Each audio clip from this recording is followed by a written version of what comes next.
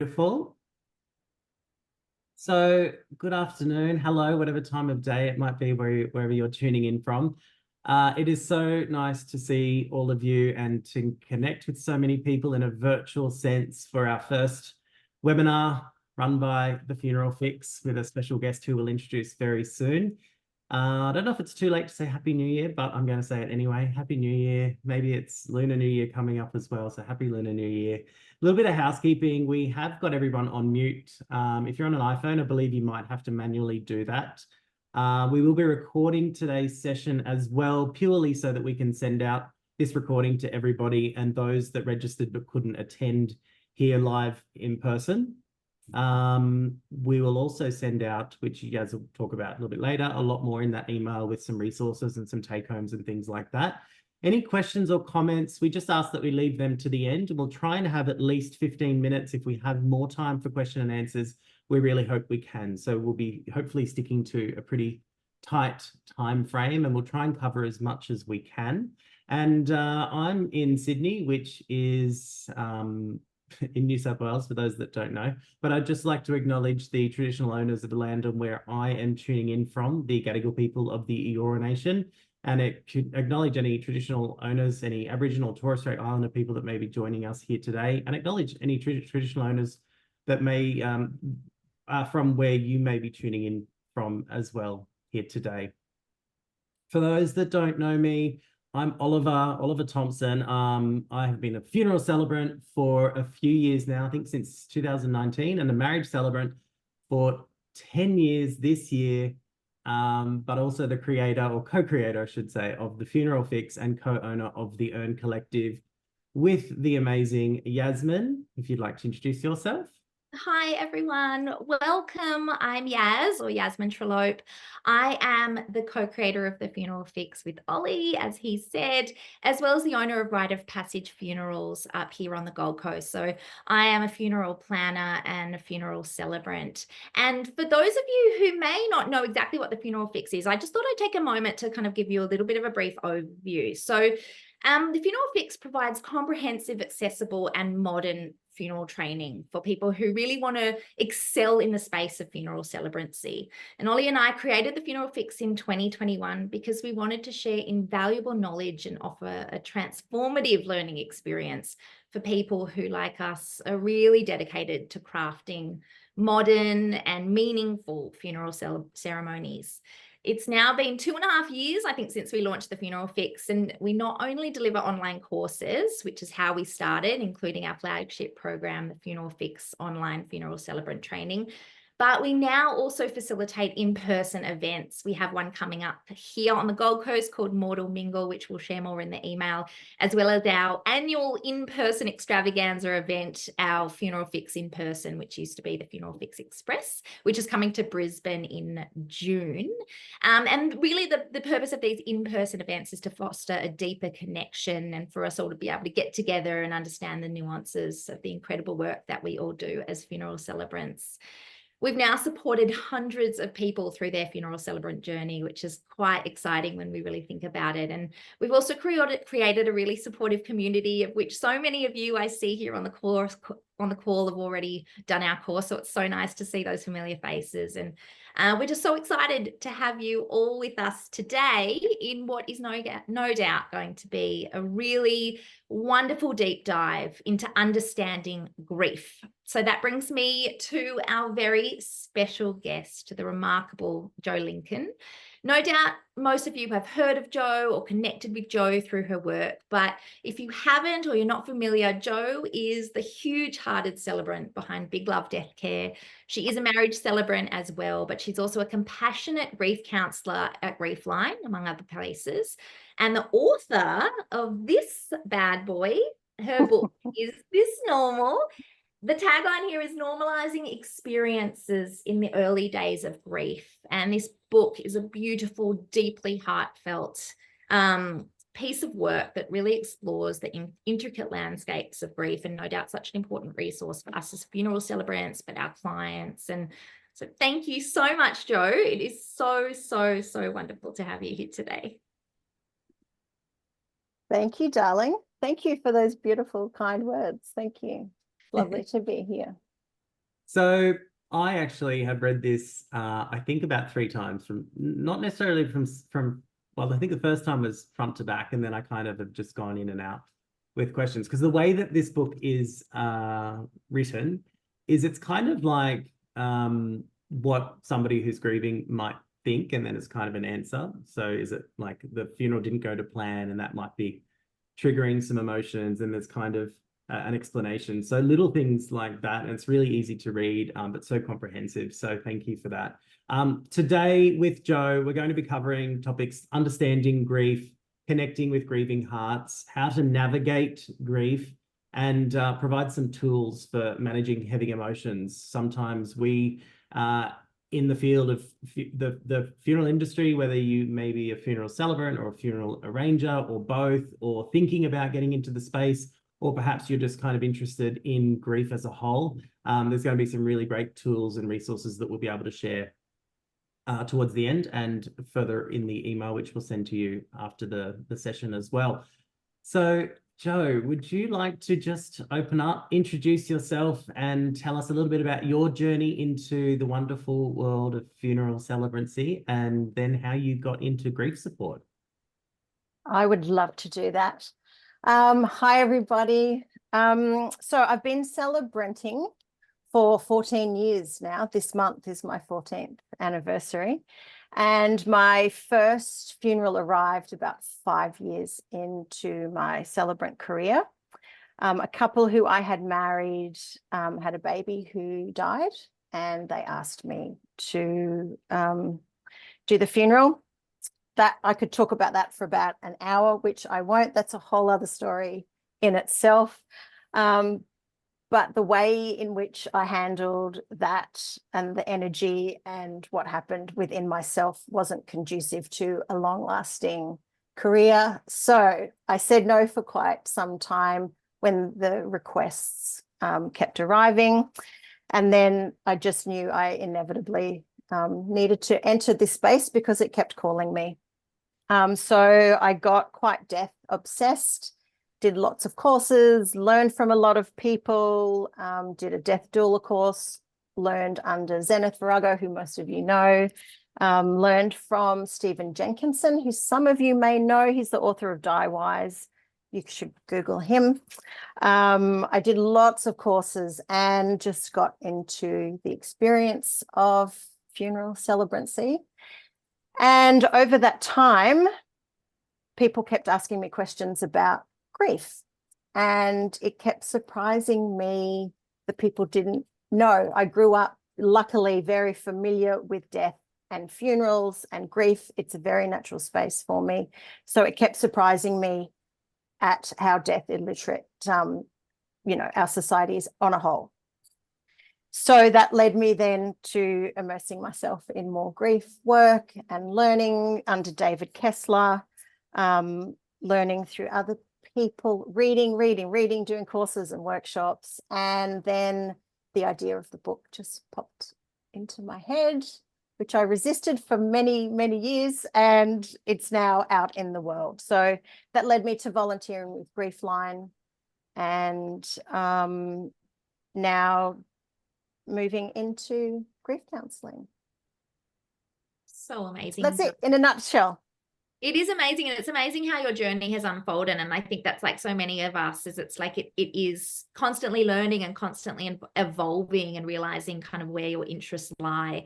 And I guess now, as a very proficient funeral celebrant and your understanding of grief, how do you approach your role as a funeral celebrant in supporting families through the grieving process? Because we understand from a lot of feedback that we've had either from our students or maybe people who are already married celebrants, but they're a little bit tentative about whether or not they're ready to step into the funeral space.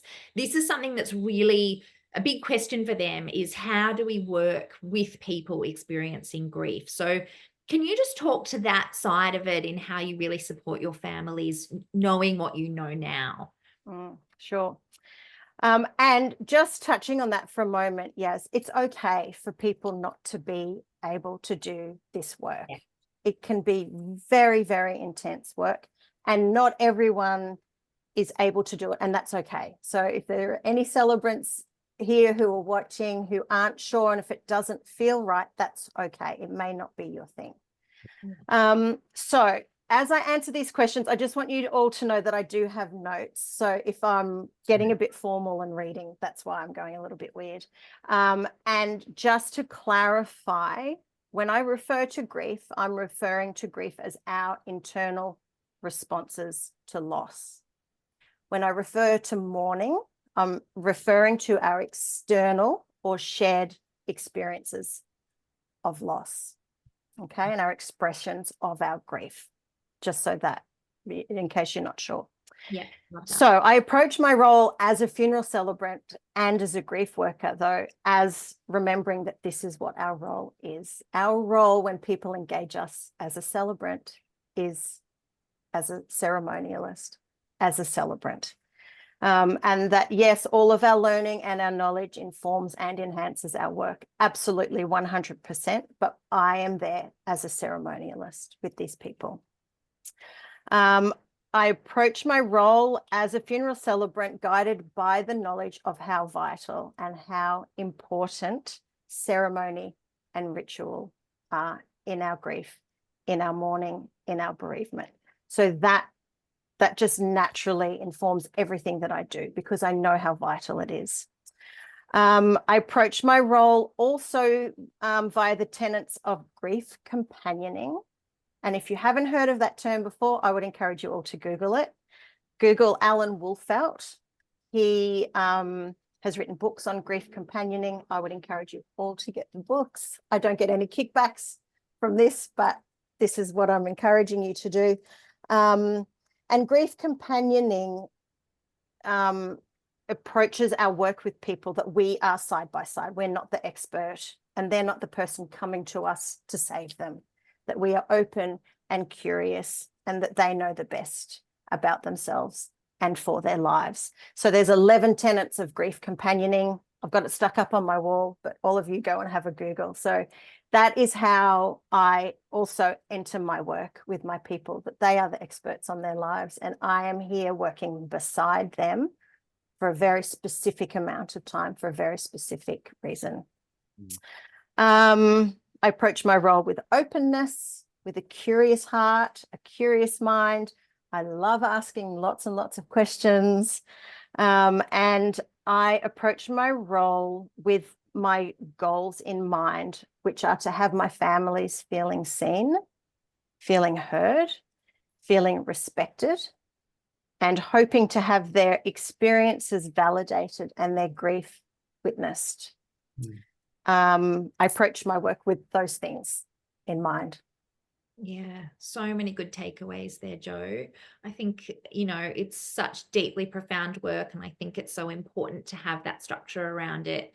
Can you think of any specific instances where you felt your role made a significant impact on a family's grieving experience? Obviously, as funeral celebrants, we do have that opportunity to really help people create something meaningful through ceremony. So is there a specific time that really stood out?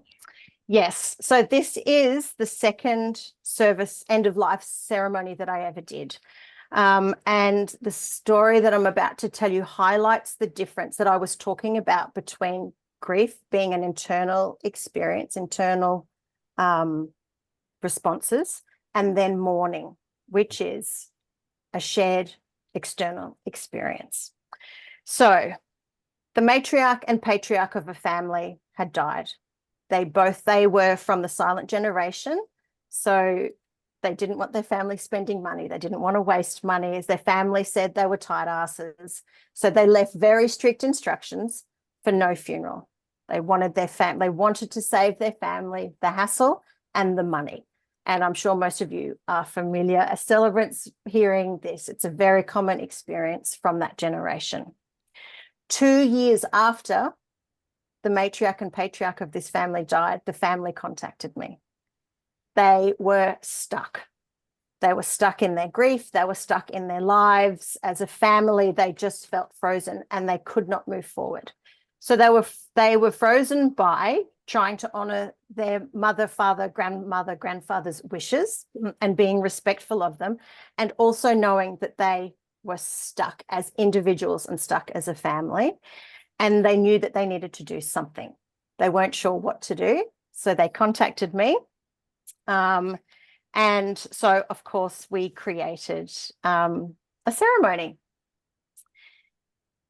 So this ceremony was obviously very important. It was very simple. It was on the family property. They said words, I said words. They released the ashes and then went and had afternoon tea together. Very, very simple, but it was authentic. It was an authentic experience. It was authentic for them as a family. They, of course, there were lots of laughs, and they said themselves, sorry, we know that you're tight asses, but we're doing this because we need it. So, these things, it was honest. They spoke to their people. I spoke to them and invited this honesty and this authenticity in. And their relief was instantaneous. I could see it on them. They felt it. They expressed it to me immediately. And then, of course, the phone calls and the texts and the emails that came later. And I'm still in touch with some of the family members, and they still talk about it. Now, this is years ago. Also, and really, really encouraging to hear that the family identified something that they needed and kind of just did it according to what their needs were. Obviously, that doesn't happen all the time. Sometimes people at different stages don't necessarily, identify what it is that they might need. So I guess my question actually ties into that, Jo. So with the different phases of grief or different stages, perhaps whatever the terminology is you'd like to use, there are obviously going to be unique challenges with different people at different times, different families, different circumstances and things like that. Can you kind of elaborate on what those stages might be and some of those challenges that families might face during each stage? So stages and phases are very contentious. If anyone's on the internet, you'll see people up in arms about it. Elizabeth Kubler-Ross, she coined these phrases, stages for dying people. And it was then, engaged by people, and it turned into this other thing. So she never intended these things to be linear, to be these neat linear experiences. She was just talking about what happens. So just so you all know, I'm aware of that. Her underling, David Kessler, who I have studied with, then on top of the, denial and all of those things, he added finding meaning to the group of those phases and stages. He's written a book about it, which I highly recommend to you all.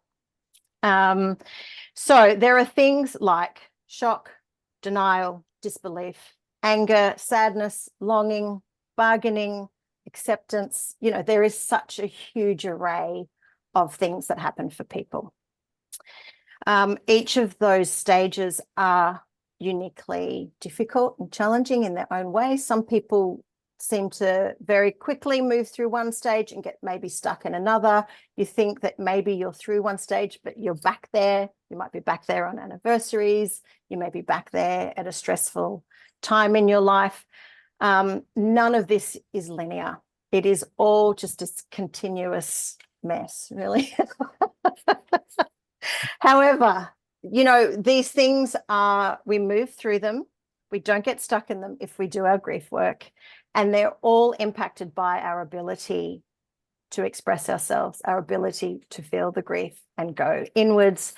Our stages in life, our histories, our religions, our family dynamics, our cultures, they're impacted by so many things. Alan Wolfelt talks about the 6 needs of mourning, which are different to the stages or phases of grief. They're acknowledging the reality of the death, embracing the pain of loss, remembering the person who died, develop a new self-identity, search for meaning, again, and receiving ongoing support from others. So feel free to also Google Alan Wolfelt. He's amazing. So yeah, each phase, each stage is messy and beautiful in its own right. But it's, it's like a spiral or a vortex. We come in, we come out, we leave, we come back. 100%. And to that point, Joe, what in your experience are perhaps some of the common misconceptions about grief, and how can we address them in our work as funeral celebrants?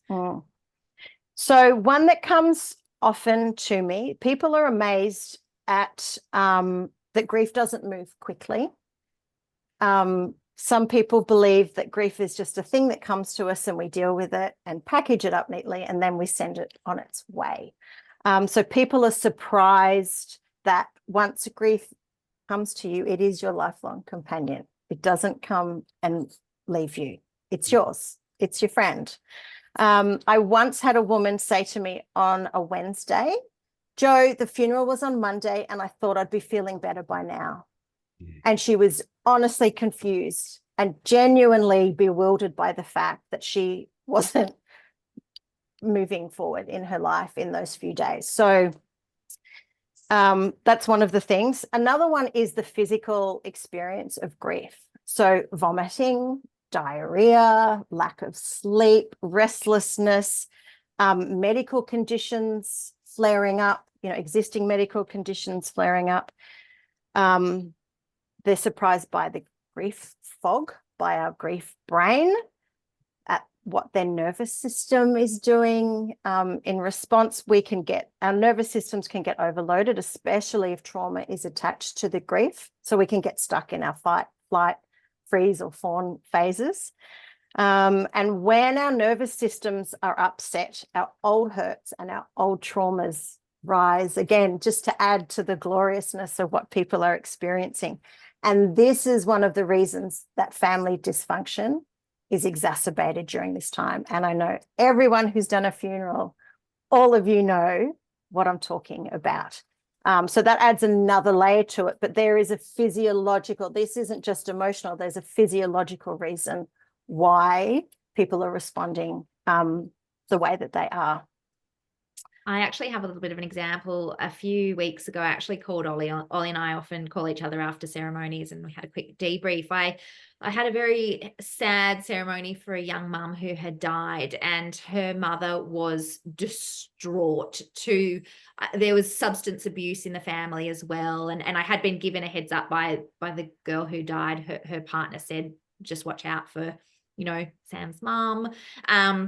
And she got up during the ceremony to talk, and was so overcome by her grief that she actually fell on the floor and physically just, it was almost like she fainted. And as a funeral, as the celebrant there, I had to kind of gently take control of the situation, because it was, let's be honest, quite confronting and shocking for everyone there. And her sons were kind of saying, come on, mom, and trying to pick her off the floor. There was a lot going on.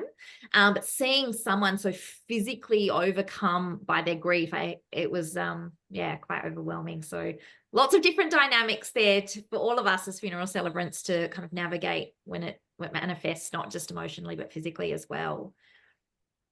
And it's interesting, and I know that we kind of touched on it earlier, that if say for example you're a marriage celebrant and you're thinking about going into the funeral world, and it's easy to say, nah, not for me.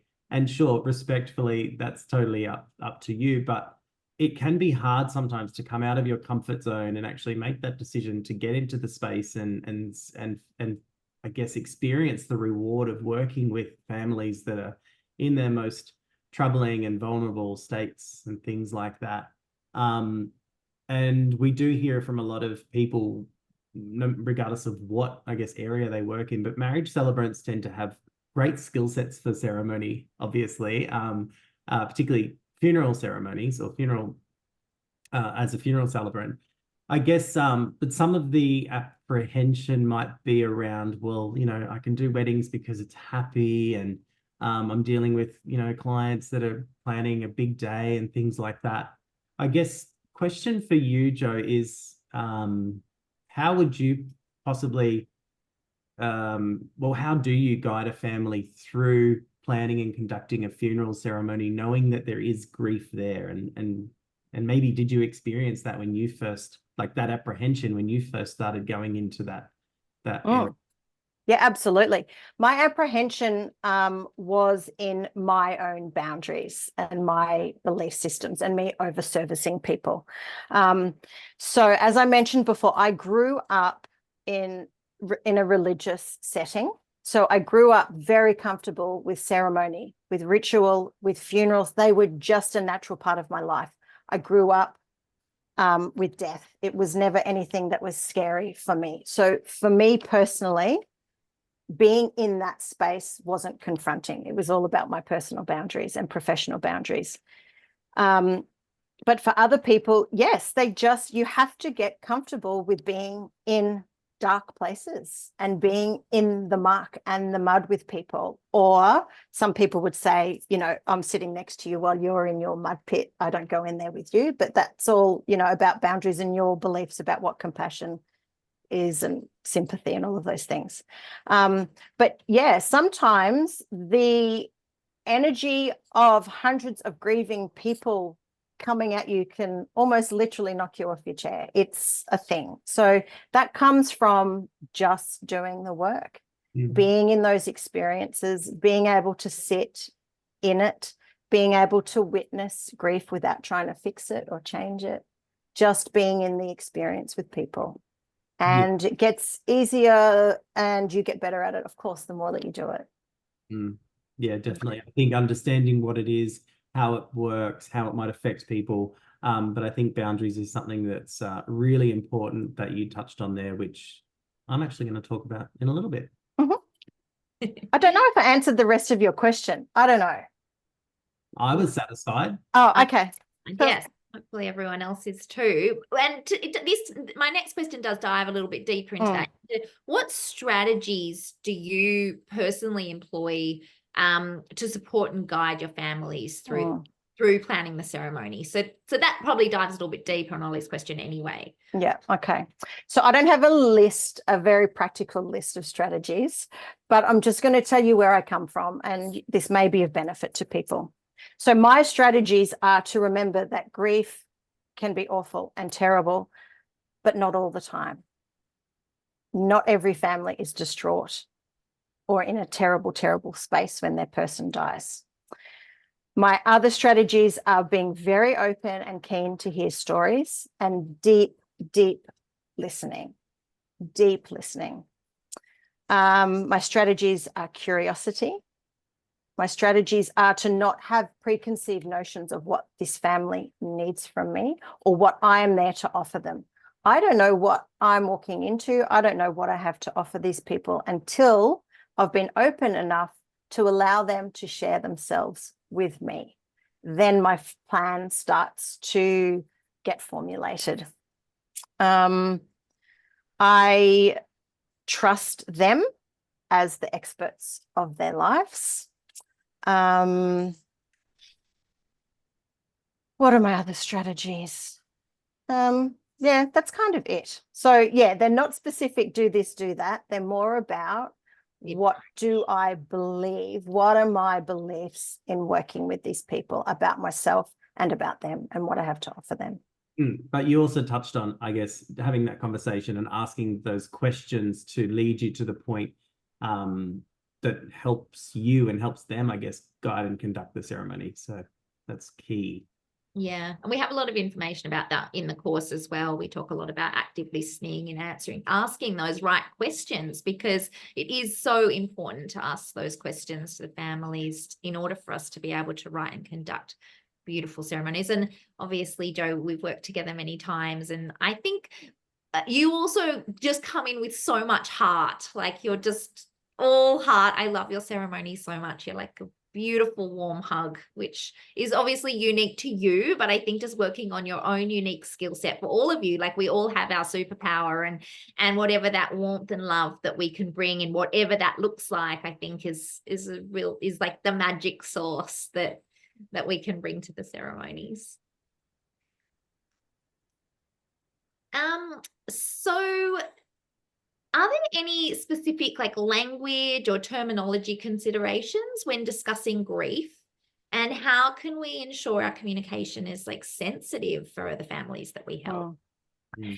Yeah. So again, before I get into little specific things, to answer this question, I want to take a moment to go behind what our language would be. And what drives our language, and that is our belief systems. So if you go into an experience with a family believing that you're there to solve their problem, to take their grief away from them, to fix something, that you're there to rescue them, you're the savior coming in, then your language will reflect that. And that's not cool. If you have a poor you attitude where you poor little puppy, that is insulting, I believe, to the family, or being patronizing or overly sickly sweet in your tone. So if you believe those things, you will say things and do things that reflect that. And that is not helpful or empowering to our grieving families.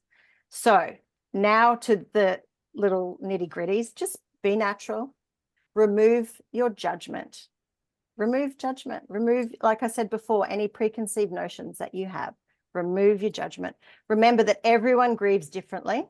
You all know that grief brings out the best and the worst in people. We've all seen it. We see it in every experience that we have. But we need to try to remember that these people are responding in the very best way that they can in any given moment. If you don't know, pause. Tell them that you don't know. Sit in the unknowing with your family. Get comfortable in the unknowing with your family. Take at least statements completely out of your vocabulary. Get rid of them. Never, ever let them enter ever again. Maybe a few months ago, an at least statement popped into my head in the middle of a meeting with a family, and it shocked me.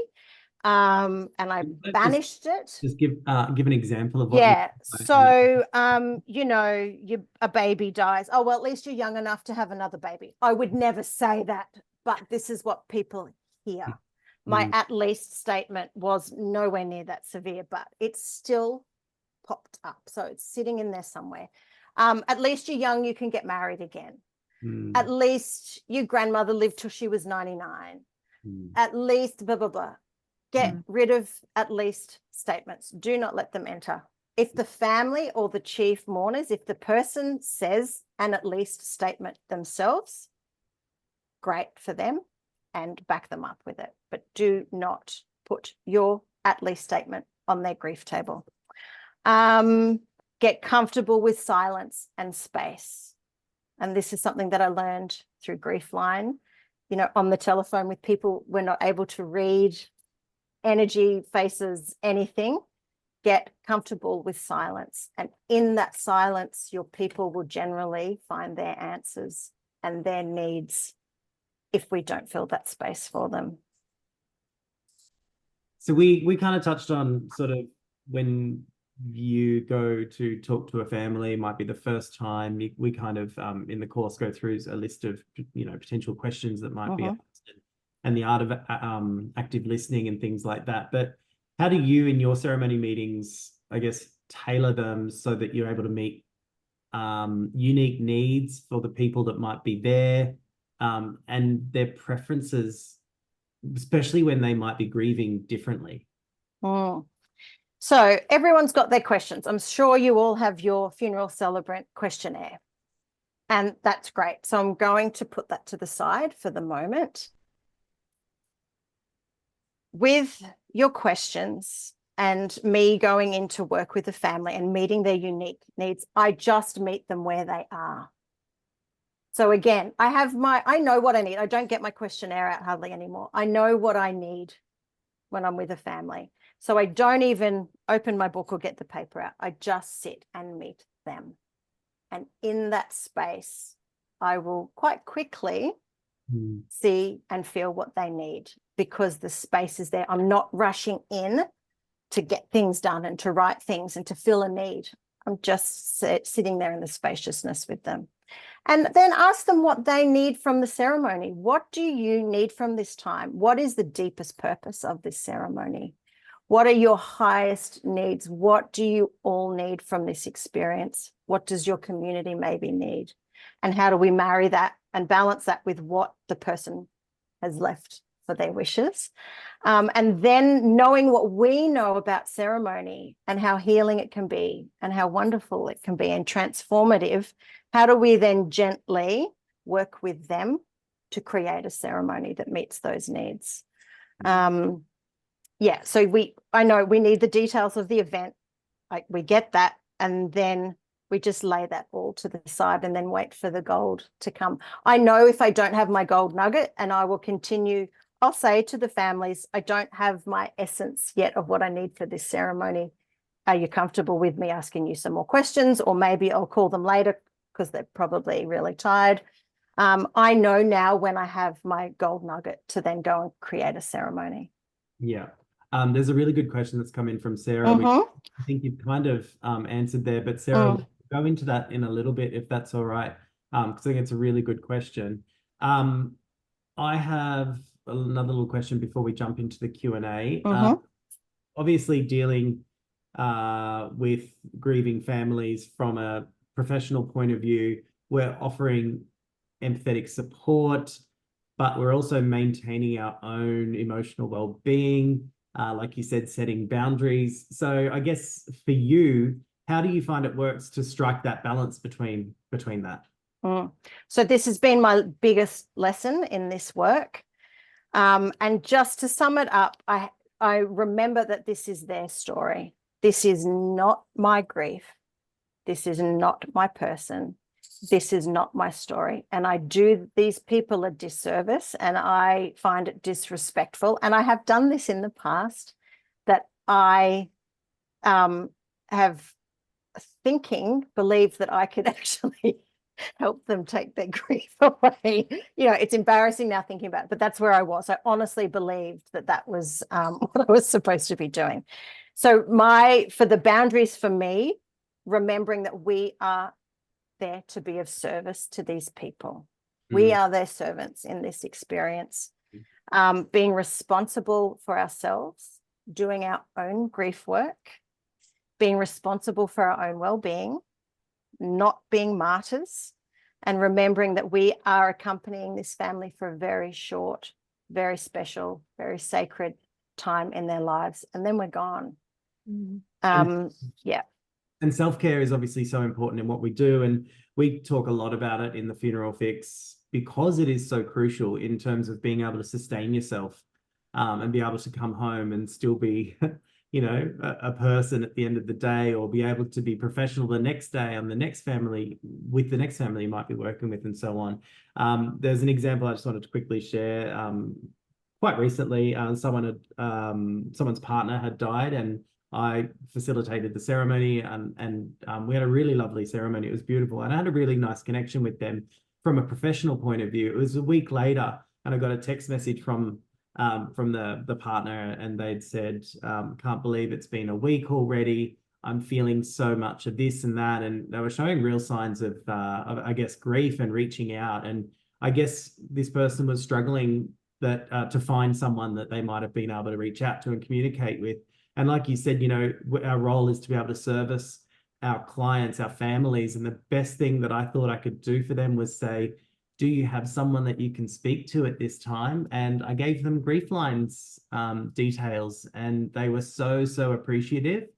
And I wasn't being harsh. I was actually, I think, protecting myself, but also really doing them a service, because I'm not a grief specialist, and I'm not a counselor, and I'm not a trained psychologist to be able to give them the proper support that they might need. Plus, it goes beyond my remit and beyond my scope of support. So I was able to really do that and cleanly sort of just define again that boundary and what the relationship was. And we found in the Funeral Fix, even though we incorporated it at the beginning, we've expanded that section now. And the in-person event that we do, we spend so much time on delving into people's boundaries, and we found it to be such a profound moment, with people identifying areas and then working out strategies that they might be able to implement to be able to really set themselves up for success in this field. So thank you. Beautiful. of us really get into this role because we want to be of service and we are like compassionate, empathic people. And it is a learned skill to realize, oh, hang on, we can't solve the world's problems as much as we want to. It is about being of service. And in order to do that, not only do we need to have a toolkit of those boundaries that you guys have talked about, but I think also really strong self-care practices. So some of the things I do, for example, is one, I have a really strong support network for debrief. So Ollie and I often will call each other after ceremonies and have a debrief with each other. I also have 2 exercises that I do for self-care if it's been a particularly heavy family meeting or after a particularly heavy service. One is grounding. So just to make sure, this is also good before a ceremony, is where I kind of imagine that there are roots on the bottom of my feet, really digging into the earth's core, and I really ground myself so that I can hold space for potentially hundreds of people. Like that funeral ceremony we did together, Joe, where you were celebrating, I was funeral director, but I think there were like 500 people there or something. So there were a lot of people coming at us. So being in a role of celebrant or a funeral director, for those of you out there, being able to ground ourselves before a ceremony and before a big funeral is really important. And then afterwards, I have a cord cutting exercise where I close my eyes and visualize any emotional attachments or cords that may have still be attached to me, where I still feel that sense of grief from a family.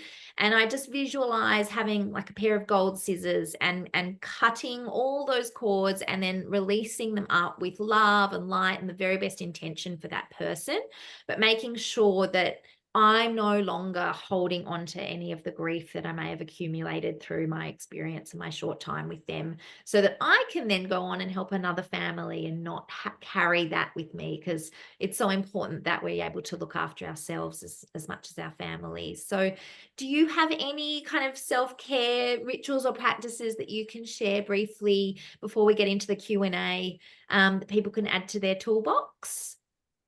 Yeah, so when whatever I need to do, so swimming is my biggest thing. But so in that moment, I do it with intention. So I ritualize it. So if I need to swim that day to wash that family off me, I will like baptize myself and cleanse myself. Sometimes I need to swim just for some fun. So I bring my husband along with me, and he's a rat bag, and we just have fun in the water.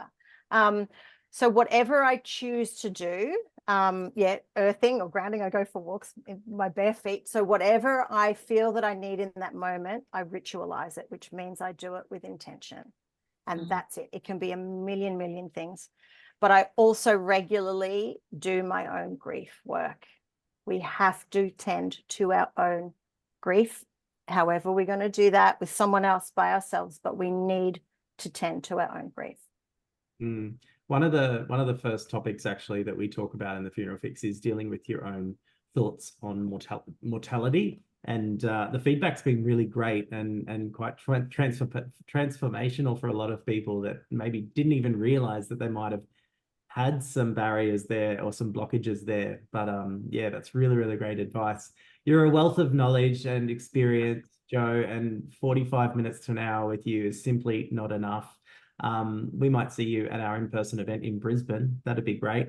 But in the meantime, where can we get this book? Because this one's getting a little bit, ratty that I'm using it.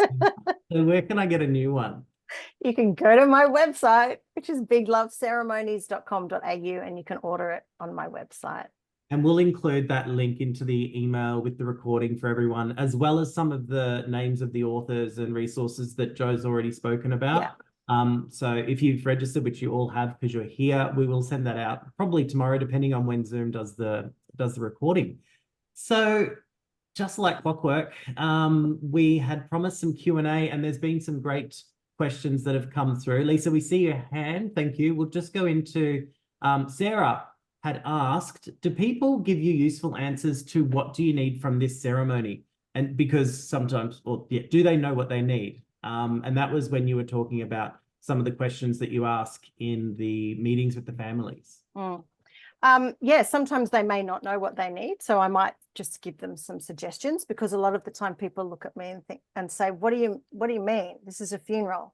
So I explain why, that everyone has a different need and a different reason for holding a funeral.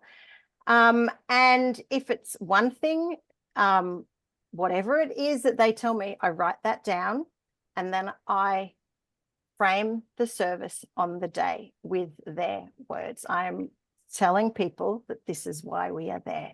So I'm giving their words and their needs back to them and setting that. I don't say this is our intention, but it's there, it's out in the open. So no matter how basic it is, you know, it doesn't have to be anything profound. Whatever pops up for them is their truth and their reality, and that's it.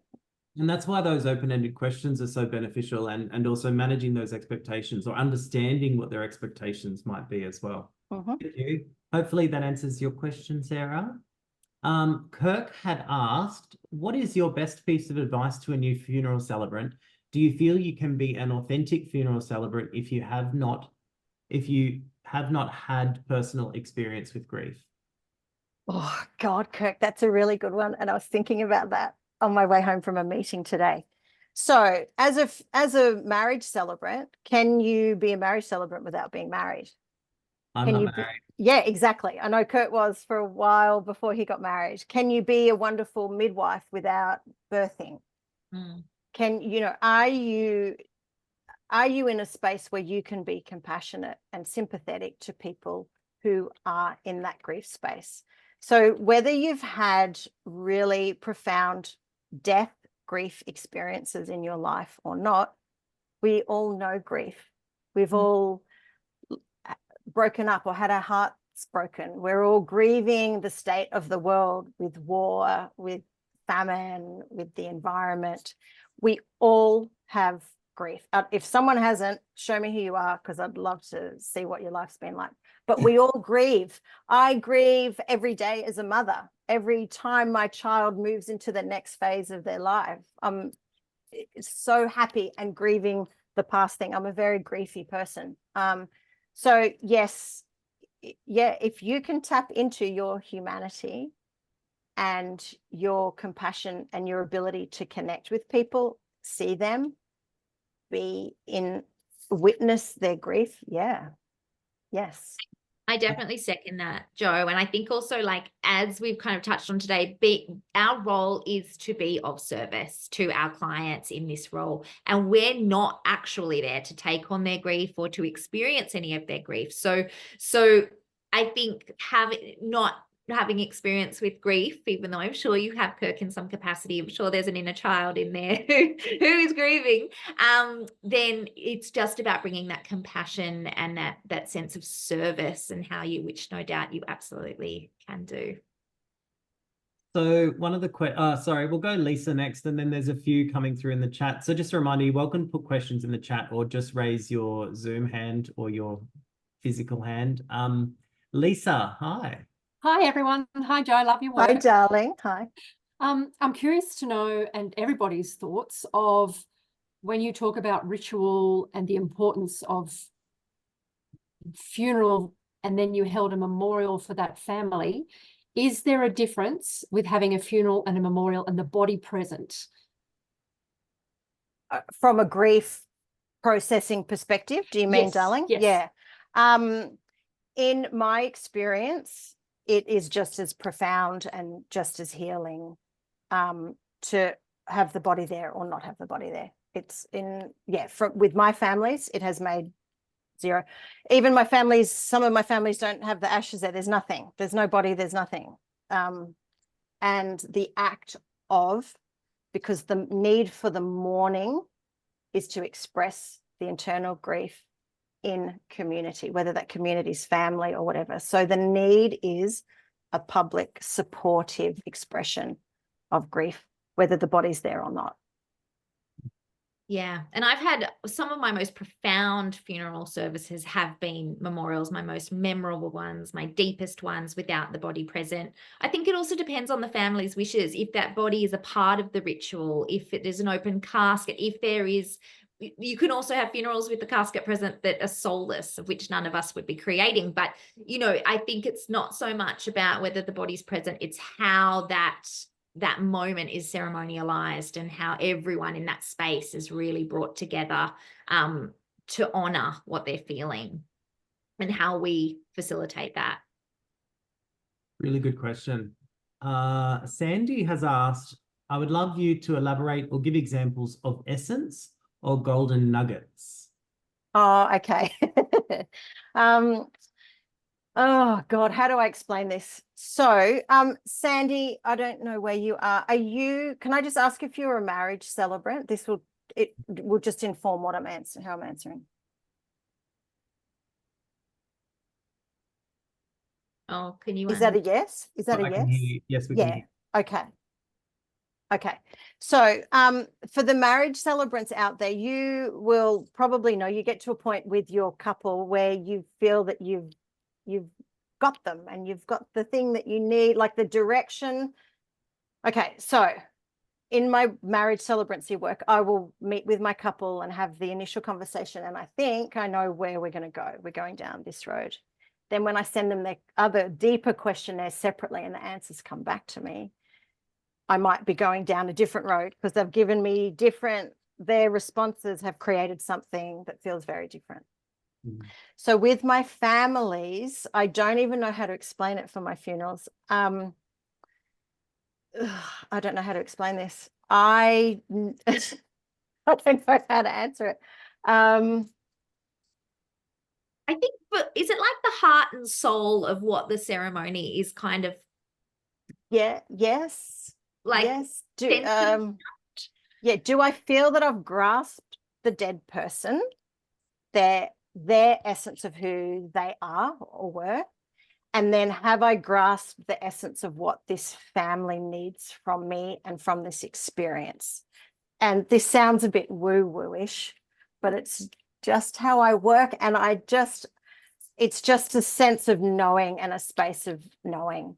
And I know that I have it or I know that I don't. Yeah. That's such a terrible answer. I'm really sorry. I think it's finding golden nuggets like we talked about when you're having those conversations, you're asking those big questions, or like you even said about just being in the space and sometimes not saying anything or trying to force the conversations or force the direction, just allowing it to go to those places that the family kind of naturally will lead it to. I think that's where the golden nuggets are kind of found. Yeah, like in my notes, do I have the golden nugget tick? So we know what we need as funeral celebrants to create a ceremony to work with a funeral director if we're working with one. So that sits there. And then this other woo-woo thing sits to the side of that. Does that help, Sandy? Sorry, Sandy.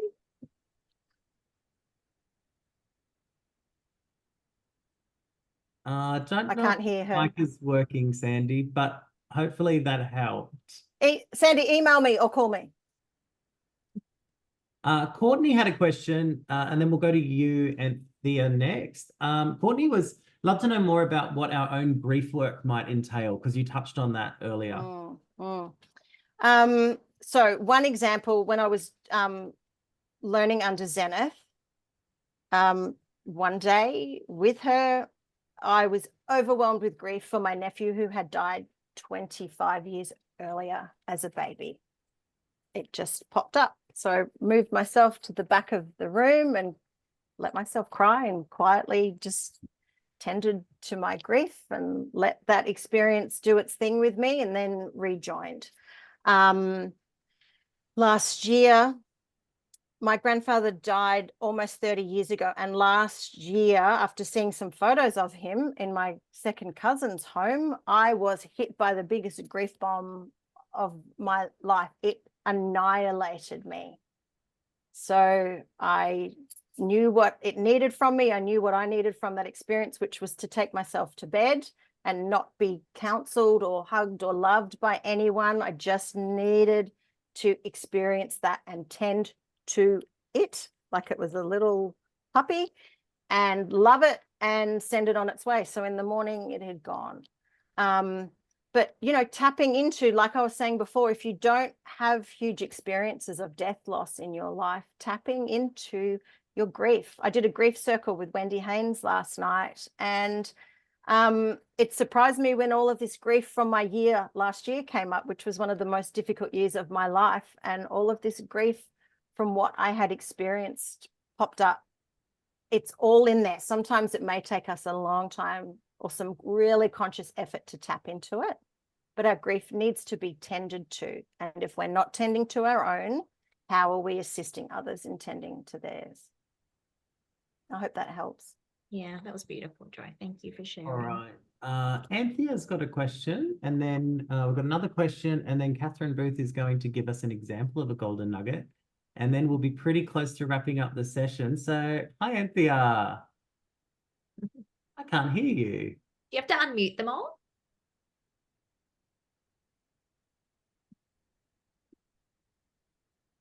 Oh, sorry, Anthea. You are unmuted, but we can't hear you. Maybe just put the question in the chat if that's all right for now. Sorry. Love for Life had asked, do you suggest it is a good idea to facilitate a funeral for a family member if asked when navigating your own grief? Yeah, if you have the capacity to do that. So my third funeral was for my beloved grandmother. Like, I loved her, you know, she was one of my loves of my life. And I knew that I had to do it. So I was tending to my own grief at the same time and doing that, putting it on hold to get the service done, and then tended back to it. I've done my uncle's funeral, my second cousin's funeral, another family member's funeral. If you feel that you have the capacity to do it, yes, it can be an incredibly intimate, very special experience. If you don't feel that you can, don't do it. And it may be different with different family members. You might feel that with this person, yeah, I need to do it. And with this person, no, I'd like someone else to. It's not appropriate for this time. If you've got the capacity to do it, but remembering that you are there to lead a ceremony. If you're a mess, the entire ceremony, you're not leading people and helping them through theirs. You're making it about yourself. And keeping in check with yourself throughout that process to then say, actually, I'm going to check out now and I'm going to hand this over to someone who is better able to support the family. Yeah. Tag team. Yeah. That's okay to do that. Catherine Booth, hello. Have you got an example of a golden nugget for us? Yeah, I do. Just something I thought might be helpful. So I sat with a family whose matriarch had died at 98. Quite a farming agricultural family, very unable to express emotion, and there was clearly a lot of tension in the room. And I noticed that they kept deferring to this lady's granddaughter, either visually or verbally, and just checking in with the lady's granddaughter, who was a real warrior kind of woman, young woman, only about 20. And I kind of realized that the thread that I could hold it together on was the generational passing on of this elderly woman's love through the grandchildren. She's had a really difficult relationship with her own children, but because they all loved their own children, they could celebrate the grandchildren's love for their mother. So I had to skip a generation in it. But it was, I think that's what you were explaining. I love the term golden nugget. I use the thread. I think that's what you were explaining though, Jo. Yeah. Was that you kind of go, okay, this is what I can string it together along. This is how I can make meaning for everybody. Yes. And then I'm down the road. I know where to go. I can now go home and sit and write because I have the thing. I have the thread. Yeah. Yeah. Beautiful. Thank you, darling, for sharing that. Thanks. Yeah. Thanks, Catherine. Anthea's just put in a question, and this might have to be a last one because of time, if that's all right. Graduated from funerals and working more as a Anthea's working more as a mortician. Would the different ways on dealing with grief be the same? I'm all over the funeral industry, from mortician, celebrant, funeral director, and tend to be overwhelmed. Any tips on how to deal with grief, especially when dealing with the body? Oh, wow. Yeah. I mean, yeah. Grief is grief, but I would imagine that working on those bodies presents different experiences. We've got like 1 minute. Who asked that question? Is that Anthea? Yeah. Anthea, do you want to contact me, sweetheart? I feel like that's like a 10-minute answer and conversation. Contact me and we can chat. But yeah, wow, huge. That's a lot of that intimacy of being with a person, their human earthly body is big. Hopefully Anthea doesn't mind me saying this, but Anthea was one of our scholarship winners, I think a year ago or 2 years ago. And hopefully you don't mind, Anthea, but fresh out of high school, had this passion for the death industry. And mortician work and celebrancy, and now funeral arranging. So yeah, very inspirational, Anthea is. So what a great question. And it's great to see that you're being so busy in that space. But hopefully you'll chat with Jo. Email me, darling. Email me. We are going to wrap things up here now. Yaz has a little offer for everybody. Thank you so much. Thank you so much, Jo. No doubt we all got so much out of that. And thank you all for joining us today. That was a really, really beautiful session. I know that I learned a lot, and we hope that you did too. So at the Funeral Fix, we really believe in empowering celebrants with comprehensive training that goes beyond the ordinary. I think that that's kind of filtered through everything that Ollie and I have done. And no matter what your experience level, I know that there's lots of you on the call today who are varying levels of experience. If you do want to come onto the transformative journey that is the Funeral Fix, to show our appreciation, we want to extend a special offer to you all. So for a limited time, you can access the Funeral Fix online funeral celebrant training for $9.99. If you wanted to sign up and then upgrade to our in-person event, you absolutely can do that. As we said, all the information is going to be emailed to you after the webinar, including Jo's epic resources, her book, of course, which I highly recommend everyone gets a copy of. It's such a beautiful thing to have on our bed. I keep mine on my bed stand behind me, as you can see. I'm in my room hiding from my family. And it's just a wonderful resource. So you will be getting the recording, a special promo code for the course if you wanted to join us in the Funeral Fix, and all of the information kind of wrapped up from today's webinar. But thank you all. Thank you for coming. Thank you for sharing your evening with us. We look forward to welcoming you into the course and just our community, even if it's just through these free events. We're also grateful to be here and to connect together in this way. So thank you. And again, thank you so much, Jo, for sharing your knowledge and your time and your experience. We're so grateful. So have a beautiful night, everyone. We are 2 minutes over, much to Ollie's dismay, no doubt. Thank you, everyone. So be with your people or be with yourself, whatever your preference. And we will see you all online again soon. Thank you. Questions as well. Bye. Ask for Jo. Bye, guys. Thanks again. Thank you all. Yes. Bye, everyone.